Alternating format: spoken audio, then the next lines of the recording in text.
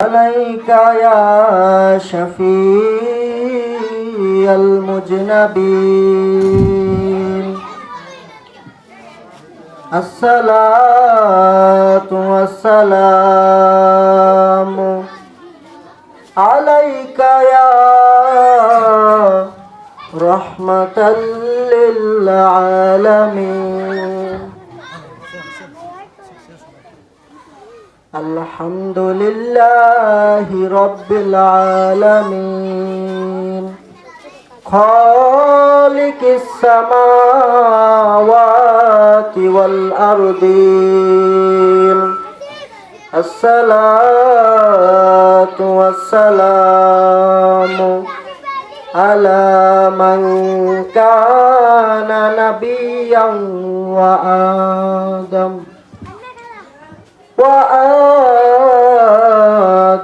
بين الروح والجسد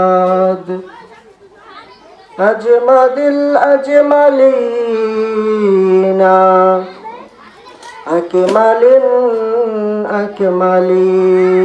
الأكملين وعلى آله وأصحابه وأهل بيته وعلماء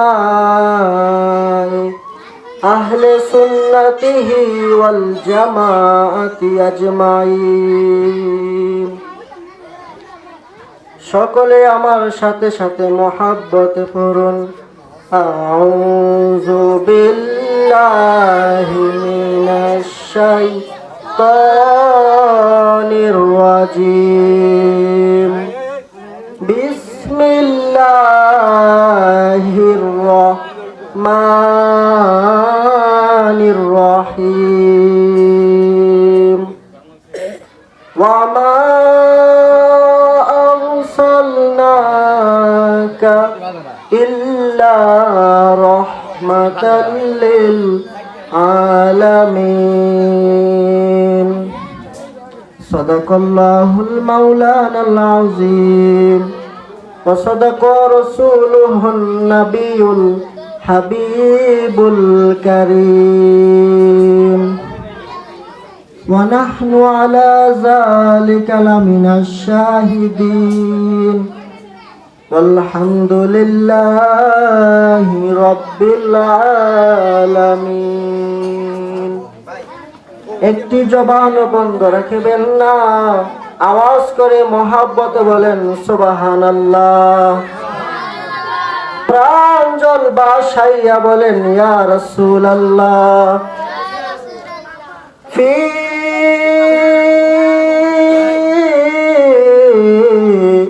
শানে হাবিবিহি ওয়া মাহবুবিহি ওয়া মাশুকিহি মুখবিরা ওয়া আমিরা সুবহানাল্লাহ ইন্নাল্লাহা ওয়া মালাইকাতাহু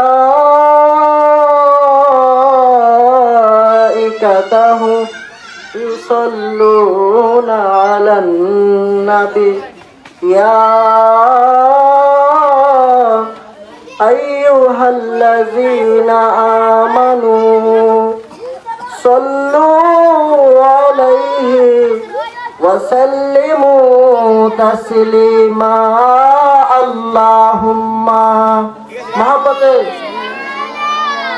سيدنا مولانا محمد وعلى آل سيدنا মাওলানা মুহাম্মদ এই দুনিয়া পরে থাকিবে আমরা একদিন থাকিব না সবাই আমাদের ভুলে যাবে নবী গো আপনি বুইলেন না আল্লাহুম্মা মহব্বতে সাইয়্যিদিনা মাওলানা মুহাম্মদ ওয়ালা আলি সাইয়্যিদিনা মুহাম্মদ লা ইলাহা ইল্লাল্লাহ মধুর মত লা ইলাহা ইল্লাল্লাহ লা ইলাহা ইল্লাল্লাহ একসাথে লা ইলাহা ইল্লাল্লাহ বহু দূরে মদিনা কেমনে যাব জানি না ও বহু দূরে মদিনা কেমনে যাব জানি না দয়া কর দয়ার আল্লাহ দয়া কর পুরাও মনের বাসনা লা ইলাহা ও লা ইলাহা ভালো লাগে লা ইলাহা মোহাব্বত লা ইলাহা ইল্লাল্লাহ হাসবি রব্বি জাল্লাল্লাহ মা ফি কলবি গায়রুল্লাহ হাসবি রব্বি জাল্লাল্লাহ মা ফি কলবি গায়রুল্লাহ নূর মুহাম্মদ সাল্লাল্লাহু লা ইলাহা ইল্লাল্লাহ লা ইলাহা ইল্লাল্লাহ লা ইলাহা ইল্লাল্লাহ লা ইলাহা ইল্লাল্লাহ লা ইলাহা ইল্লাল্লাহ মুহাম্মাদুর রাসূলুল্লাহ সাল্লাল্লাহু আলাইহি ওয়াসাল্লাম। আসুন এখন একটু ইসমে জাতের জিকির করি। আল্লাহ আল্লাহ আল্লাহ আল্লাহ আল্লাহ আল্লাহ আল্লাহ আল্লাহ আল্লাহ আল্লাহ আল্লাহ জবান খোলে আল্লাহ আল্লাহ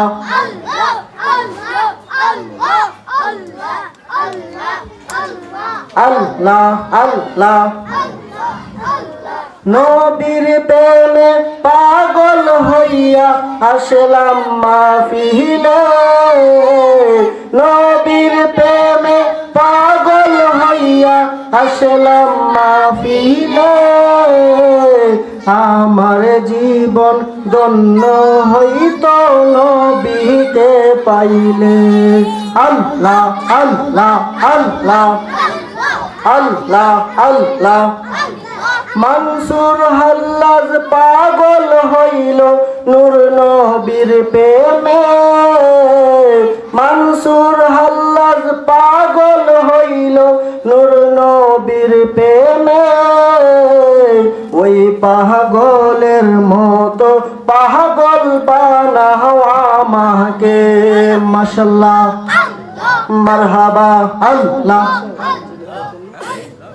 আল্লাহ আল্লাহ আল্লাহ আল্লাহ মোহাব্বতে আল্লাহ আল্লাহ আল্লাহ আল্লাহ আল্লাহ আল্লাহ আল্লাহ আমার অন্তর কাফে ডরে গো কোন দিন জানি আজরাইল আইসা ধরে আমার অন্তর কাফে ডরে গো কোন দিন জানি আজরাইল আইসা ধরে মাশাআল্লাহ আল্লাহ আল্লাহ আল্লাহ আল্লাহ সাদা কাফনা মাহারাপন সাদা কাফনা মাহারাপন কবর হবে ঠিকানা কোন দিন জানি আজরাইল আইসা ধরে আল্লাহ আল্লাহ আল্লাহ আল্লাহ আল্লাহ আল্লাহ আল্লাহ আল্লাহ আল্লাহ লা ইলাহা ইল্লাল্লাহু মুহাম্মাদুর রাসূলুল্লাহ সাল্লাল্লাহু আলাইহি ওয়াসাল্লাম। সকলে বলেন আলহামদুলিল্লাহ। আজকে এই জান্নাতের বাগানের মধ্যে আমরা আসতে পেরে খুশি নাকি নারাজ? আজকের এই জান্নাতের বাগানের মধ্যে আমরা আসতে পেরেছি এবং আমি দুই একটি কথা বলবো এবং আপনারা শুনতেছেন। আল্লাহ পাক যেন আমাদের এই শোনাটাকে কবুল আর মঞ্জুর করে, সকল বলুন আমিন।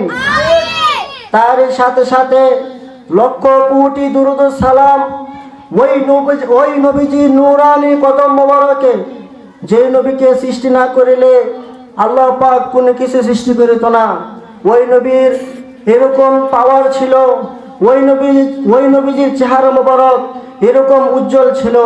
ওই নবীজির চেহারা মোবারকের বর্ণনা দিতে গিয়ে হযরতে আম্মা জান আয়েশা রাদিয়াল্লাহু তাআলা আনহা বলেন, একদিন আমার ঘরের মধ্যে আমি যখন শেষ রাতের মধ্যে যখন উঠার পরে আমি যখন কাপড় সেলাই করতে থাকি, তখন এক সময় আমার হাত থেকে সুইটা পড়ে যায়।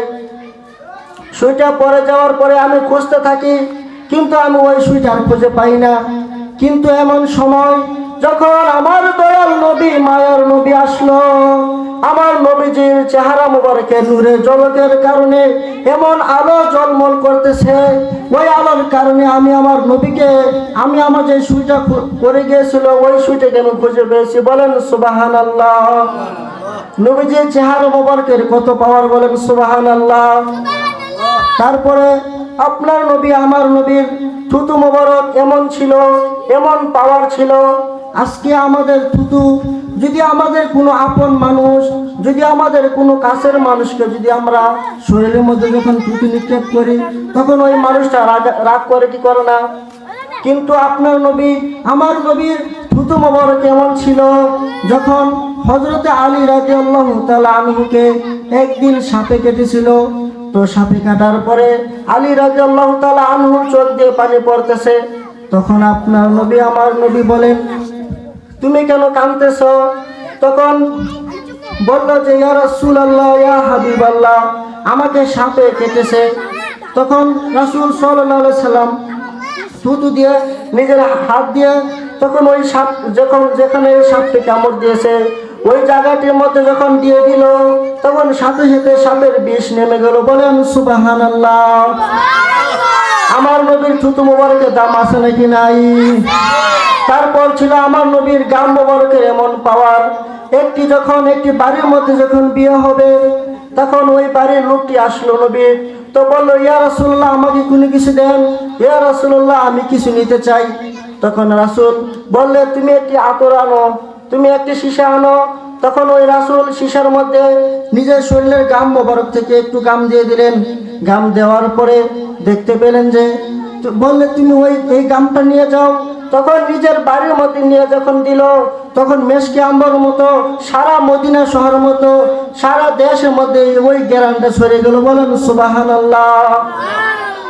তারপরে আপনার নবী, আমার নবীর রক্ত মোবারকের কেমন পাওয়ার ছিল। আজকে শরীয়ত যদি আমরা দেখতে চাই, তাহলে আমাদের রক্ত খাওয়া হলো হারাম। মানুষের রক্ত মানুষে খেতে পারবে না, সেটা হলো হারাম। সেই জন্য আপনার নবী, আমার নবী যখন একদিন উহুদের ময়দানে যখন যুদ্ধ করতেছিল, উহুদ ময়দানে যুদ্ধ করার পর যখন ইহুদি কাফের বেঈমানরা আমার নবীকে আঘাত করলো, আমার নবীকে আঘাত করার পরে আমার নবীর শরীর থেকে রক্ত মোবারক যখন ঝরতে লাগলো, তখন হযরতে এক সাহাবী আসলে কি করলো, এক সাহাবী আইসা আমার নবীর রক্ত মোবারক নিজে জিহ্বা দিয়ে মুখের মধ্যে নিল। তারপর যখন এক পর্যায়ে যখন নবীর শরীর থেকে রক্ত পড়া বন্ধ হয়ে গেল, রক্ত পড়া বন্ধ হওয়ার পরে ওই সাহাবীরা বললেন, তুমি মুখ থেকে রক্তটা কেন ফেলতেছো না? তখন ওই সাহাবী বললেন, আমি তো ওই রক্ত আমি ফেলবো না, ওই রক্ত আমি খেয়ে ফেলবো। বলেন সুবহানাল্লাহ। এক পর্যায়ে ওই সাহাবী নবীর রক্ত মোবারক খেয়ে ফেললেন। তারপর আপনার নবী আমার নবী বলেন, ও আমার সাহাবীরা, ও আমার সাহাবীরা, তোমরা শুনে রেখো, তোমরা আজকে দেখো এই লোকটা যে আমার রক্ত মোবারক পান করেছে সে হলো জান্নাতি। বলেন সুবহানাল্লাহ। এখন আমাদের রক্ত পান করলে মানুষ হয়ে যাবে জাহান্নামী, কিন্তু নবীর রক্ত মোবারক পান করার পরও সে হয়ে গেল জান্নাতি। বলেন সুবহানাল্লাহ। আমরা নবীকে জানার চাইতে বেশি ভালোবাসতে চাই কি চাই না বলেন? নবীকে ভালোবাসতে চাই কি চাই না বলেন? নবীকে আমরা জানার চাইতে বেশি ভালোবাসতে হবে কি হবে না? নবীকে আমরা প্রাণের চাইতে বেশি ভালোবাসি, বাবার চাইতে বেশি ভালোবাসি। আওয়াজ দেন যুবক ভাইয়েরা, আওয়াজ দেন। সাহাবায়ে কেরাম রাসূলকে দেখেছে, ইয়া রাসূলুল্লাহ আমরা তো আপনাকে দেখতে চাই। রাসূলের মহব্বত যদি আপনার আমার অন্তরের মধ্যে থাকে তাহলে আপনার দুনিয়ার আপনি যেখানে থাকেন না কেন তখন রাসূলের তাওয়াজ্জু, মদিনা শরীফের তাওয়াজ্জু আপনার অন্তরের মধ্যে চলে আসবে। অনেক সময় তো আমরা দেখি আমার লক্ষ কোটি টাকাও আছে, আমার পয়সাও আছে, আমার গায়ের কোনো অভাব নাই, আমার খাবারের অভাব নাই, কিন্তু আমার অন্তরের মধ্যে আমি সুখ পাই না। কেন আমি সুখ পাই না? আমার তো টাকার অভাব নাই, পয়সার অভাব নাই, কিন্তু আমার সুখের কেন এত অভাব? তখন ওই অন্তরের মধ্যে যদি আপনি সুখ পেতে চান, যদি আপনার অন্ধকার কলবকে যদি প্রশান্তি করতে চান, তাহলে একমাত্র নবীর মহব্বত আপনার অন্তরের মধ্যে লালন করতে হবে, আল্লাহর ভয় আপনার অন্তরের মধ্যে লালন করতে হবে। সেই জন্য আমি বলি, যারা অন্তর থেকে দুঃখ কষ্ট ভুলে গিয়ে ওই অন্তরের মধ্যে আল্লাহর প্রেমের জায়গা করেন, নবীর প্রেমের জায়গা করেন, দেখবেন দুনিয়ার মানুষ আপনাকে কষ্ট দিলেও আপনার মন কখনো ভাঙবে না। বলেন সুবহানাল্লাহ। সেই মনের ঘরের মধ্যে জায়গা দেওয়ার কথা ছিল আমাদের আল্লাহকে, আমাদের সেই মনের ঘরের মধ্যে জায়গা দেওয়ার কথা ছিল আমাদের নবীকে, কিন্তু আজকে আমরা এই দুনিয়াকে প্রাধান্য দিতে গিয়ে আমরা আল্লাহকে ভুলে যাচ্ছি, নবীকে ভুলে যাচ্ছি, যার কারণে আমাদের জীবন থেকে দুঃখ কষ্ট আর যায় না। বলেন ঠিক কিনা? যদি জীবনকে যদি আলোময় করতে চান তাহলে রাসূলের সুন্নাত আপনাকে পালন করতে হবে। যেরকম ভাবে আমরা রাসূলকে বলতে চাই, ইয়া রাসূলুল্লাহ, সাহাবে কেরাম তো আপনাকে দেখেছে, সিদ্দিক আকবর তো আপনাকে দেখেছে, মাওলা আলী তো আপনাকে দেখেছে, উসমান গনি তো দেখেছে, ইমাম হাসান তো আপনাকে দেখেছে, ইমাম হোসেন তো আপনাকে দেখেছে, আপনার ওলি প্রেমিকরা তো আপনাকে দেখেছে। ইয়া রাসূলুল্লাহ, আমরা তো এখনো সেরকম প্রেমিক হতে পারিনি। ইয়া রাসূলুল্লাহ, আমরা তো দেখতে মনে চাই। ইয়া রাসূলুল্লাহ, আমরা তো আপনাকে দেখতে চাই। তখন রাসূল বলেন, যে ব্যক্তি আমাকে দেখবে তার জাহান্নাম হারাম হয়ে যাবে। বলেন সুবহানাল্লাহ। আমরা যদি জীবনে একবার রাসূলকে দেখতে পারি তাহলে আমাদের জাহান্নাম হারাম হয়ে যাবে। সেই জন্য আমি বলি, রাসূলকে দেখতে হলে আগে আমাদের অন্তরকে পরিষ্কার করতে হবে। বলেন ঠিক কিনা? রাসূলকে দেখতে হলে মা বাবার খেদমত করতে হবে কি হবে না? মা বাবার খেদমত করতে হবে। সেই জন্য একদিন রাসূল সাল্লাল্লাহু আলাইহি সাল্লামের কাছে আসলেন হযরতে আবু হুরায়রা রাদিয়াল্লাহু তাআলা আনহু, ডাক দেয়া কয়, ইয়া রাসূলুল্লাহ, ইয়া হাবিবাল্লাহ, নবী গো, ও মায়ের নবী, আমি আপনার দরবারের মধ্যে আসছি কাঁদতে কাঁদতে। আপনার নবী আমার নবী ডাক দিয়ে কয়, ও আবু হুরায়রা, তুমি কেন কাঁদতেছো? তোমার চোখ দিয়ে কোনো পানি ঝরছে? তখন আবু হুরায়রা ডাক দিয়ে বলে, ইয়া রাসূলুল্লাহ, ইয়া হাবিবাল্লাহ, নবী, আমার মা আমাকে মেরেছে। তখন আপনার নবী আমার নবী বলেন, তুমি কি তোমার মায়ের বিরুদ্ধে আমার কাছে নালিশ দেওয়ার জন্য আসছো নাকি? তখন আপনার নবী আমার নবী বললেন, তোমার মা যদি ইহুদি হয়, তোমার মা যদি বেঈমান হয়, তোমার মা যদি মুশরিকা হয়, তারপরেও আমার কাছে নালিশ দিতে পারবে না। তখন ওই সাহাবী ডাক দিয়ে বলে, ইয়া রাসূলুল্লাহ, আমি তো আপনার কাছে আমার মায়ের বিরুদ্ধে কিছু বলতে আসি নাই। ইয়া রাসূলুল্লাহ, আপনার প্রেমে পড়ে আমি যখন ইসলামের ছায়াতলে যখন আসি, আমার মা এটা তো সহ্য করতে পারে না। তাই জন্য আমি যখন বাড়িতে যাই, আমি যখন ঘরের মধ্যে যাই, তখন আমার মা আমাকে মারে, আমার মা আমাকে সহ্য করতে পারে না। আমার নবীর সাহাবী ডাক দেয়া কয়, ইয়া রাসূলুল্লাহ, নবী গো, ও মায়ের নবী, আপনি দুইটা হাত তুইলা আমার মায়ের জন্য দোয়া করে দেন, আমার মা যেন ইসলাম ধর্ম গ্রহণ করে। আমার নবী যখন এইরকম করে যখন হাত তোলেন, হাত তোলার পরে হযরতে আবু হুরায়রা রাদিয়াল্লাহু তাআলা আনহু একটা দৌড় মারলেন। ইতিমধ্যে এক সাহাবী জিজ্ঞাসা করলেন, ও আবু হুরায়রা, তুমি কেন দৌড় দিছ? রাসূল তো এখানে দোয়া করতেছে, তুমি কেন বসছো না? তখন আবু হুরায়রা ডাক দিয়ে কয়, আজকে আমি দেখতে চাই আমার নবীর দোয়া আগে পৌঁছায় নাকি আমি আগে বাড়িতে পৌঁছাতে পারি। এখন আপনারা বলেন, 2 লক্ষ মতান্তর 1,24,000 সব থেকে উপরে হলো আমাদের নবী। আর যে নবী দোয়া করলে আল্লাহ পাক কখনো ফিরিয়ে দেন না, বলেন সুবহানাল্লাহ। আমার নবী যখন দোয়া করলেন, যেই দিন সব সমাজে এরকম ভাবে বাড়ি যায়, কিন্তু আজকে বাড়ির মধ্যে গিয়ে দেখলেন মা কোনো রাগ করে না। যখন দরজাটার মধ্যে এরকম ভাবে টোকা দিলেন, টোকা দেওয়ার পরে মা যখন দরজাটা খুললেন, খোলার পরে জিজ্ঞাসা করতেছে, আজকে তো তোমার মুখটা এত নুরানি হয়ে গেল কেন? তো বলছে, আমি তো রাসূলের কাছ থেকে এসেছি, বলেন সুবহানাল্লাহ। আবু হুরায়রা রাদিয়াল্লাহু তাআলা আনহুর মা ডাক দিয়া কয়, ও আবু হুরায়রা, আমি এতদিন তোমাকে যে নবীকে তুমি ভালোবেসেছো, ওই নবীর কাছে তুমি যাওয়ার কারণে আমি তোমাকে মেরেছি। আজকে কেমন জানি আমার মনটা নরম হয়ে গেছে, বলেন সুবহানাল্লাহ। আজকে আমার কেমন জানি ইসলাম ধর্ম গ্রহণ করতে মনে চায়, ইসলাম ধর্ম গ্রহণ করতে মনে চাচ্ছে। আমাকে তুমি তোমার নবীর কাছে নিয়ে যাও, আওয়াজ করে বলেন সুবহানাল্লাহ। তো বন্ধুরে আমার, ও আমার খাল্লা গ্রামের যুবক ভাইরা, আমি এতক্ষণ কি বুঝাতে চাইলাম, আপনার নবী কি বলেছে আমরা একটুখানি যদি দেখতে চাই। আপনার নবী, আমার নবী, প্রথমে হযরতে আবু হুরায়রা রাদিয়াল্লাহু তাআলা আনহুকে বললেন যে, তোমার মা যদি মুশরিকা হয়, তোমার মা যদি ইহুদি হয়, তোমার মা যদি বেঈমান হয়, তারপরে তোমার মায়ের সাথে খারাপ আচরণ করতে পারবে না। কথা বলেন ঠিক কিনা?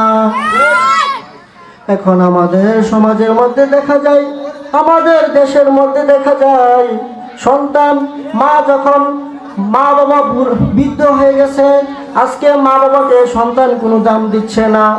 এখন আমাদের সমাজের মধ্যে দেখা যায় সন্তান বড় লোক হয়ে গেছে, কিন্তু মা বাবাকে কোনো টাকা দিচ্ছে না। বলেন, এরকম সন্তান কি ভালো নাকি খারাপ? আপনি যদি জান্নাতে যেতে চান, তাহলে অবশ্যই আপনি আপনার মা বাবাকে ভালোবাসতে হবে।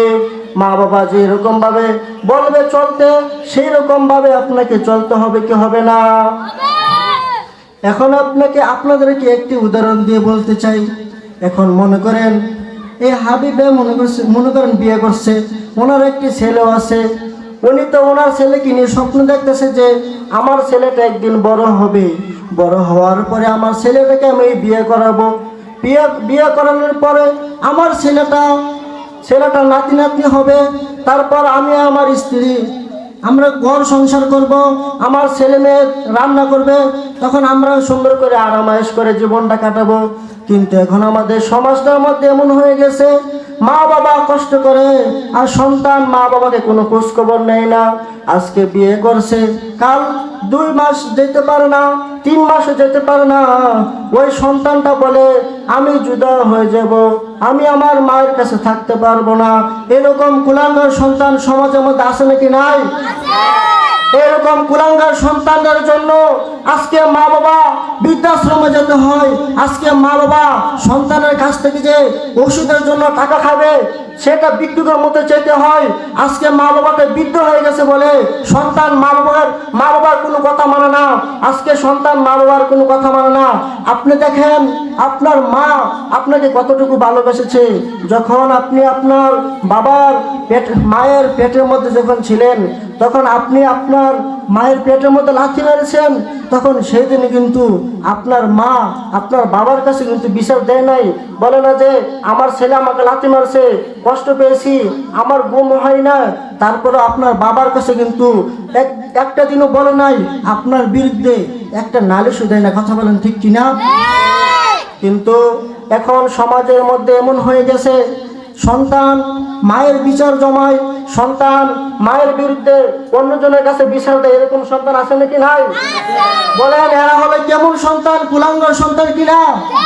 আমার কথার মধ্যে কোনো মানুষ রাগ করবেন না, কারণ এটা আমাকে দিয়ে এই ওয়াজটা মানাচ্ছে না। কিন্তু আমি কি করব, সমাজের মধ্যে তো আমি দেখতে পাচ্ছি আজকে বাবা সন্তানের কাছে বৃদ্ধাশ্রমে যে সন্তান বাবার কাছে গরিবের বিদ্যুতের মতো টাকা চাইতে হয়। সন্তান কিভাবে চলে, কিন্তু মা বাবা কিভাবে চলে সেটা যদি আমরা দেখতে চাই। সন্তান থাকে ঢাকা শহরে আর মা বাবা থাকে একটি টিনের ঘরের মধ্যে। কথা বলেন ঠিক কিনা?